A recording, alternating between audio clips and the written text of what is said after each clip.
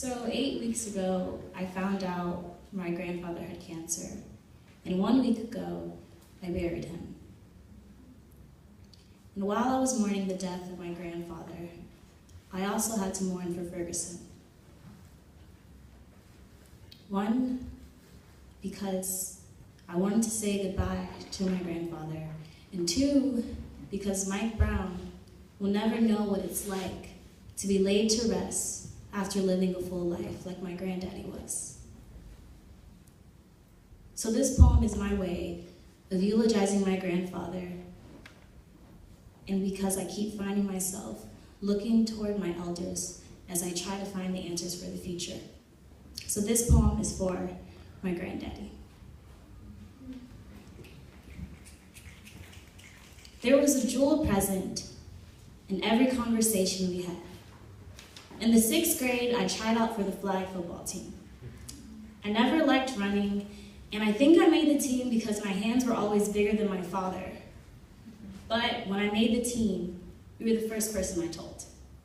And when I told you that I was starting safety on defense and running back on offense, your eyes lit up with such awe and pride, and this is one of my favorite memories of us. You were a man of few words, but always the loudest presence. We communicated through offensive plays, unspoken I love yous, and awkward hugs. And in between commercial breaks, we built a relationship between 2 people who never knew just what to say. You were the smartest man I have ever met, and I never encountered another who stood taller. So please forgive me for not knowing how to tell you that I was captivated by the splendor in your Georgia twang. You were strange to me, a man who would give you his last if you only asked. I just didn't know how to say it.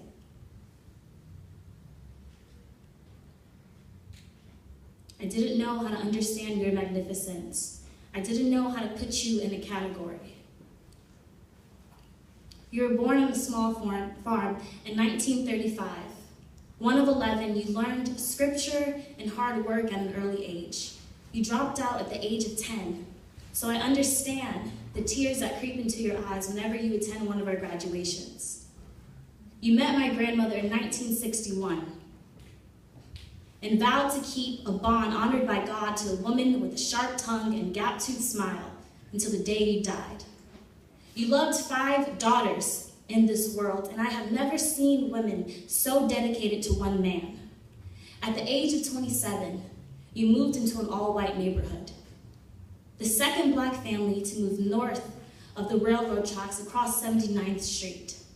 Your neighbors posted Blockbuster on your door, a word that described a Negro in an all-white community who they wanted out.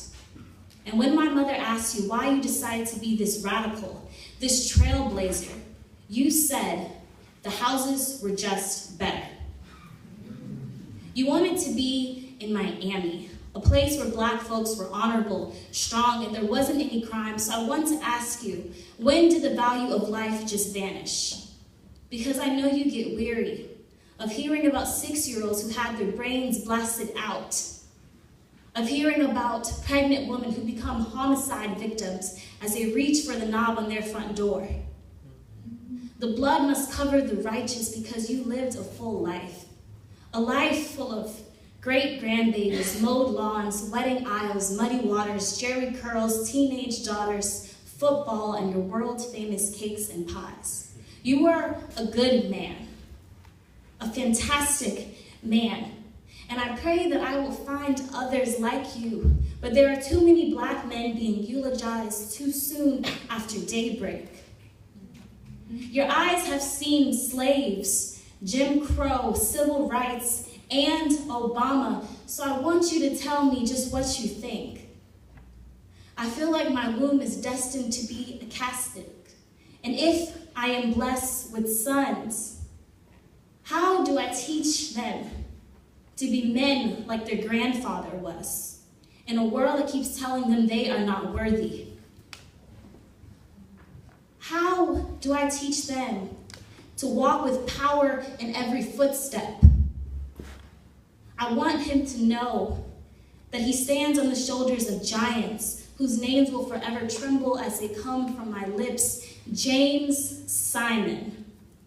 You had so much power and so much love. You welcomed the hurt and brokenhearted into your home without any judgment. How do you teach a boy to love so strongly that it suffocates hatred and ego?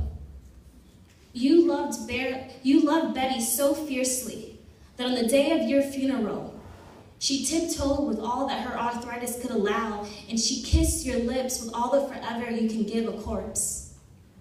How do you teach a boy to love a black woman like that? 72% of black women become single mothers. And I have seen the sobs of fatherlessness and misogyny.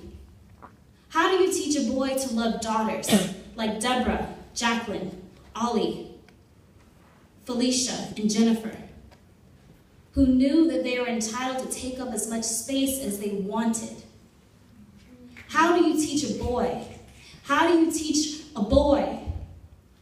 1 week ago from today, you were laid to rest with all of your family, friends, and loved ones around you. And I wish that I just had the chance to release these questions from the back of my throat.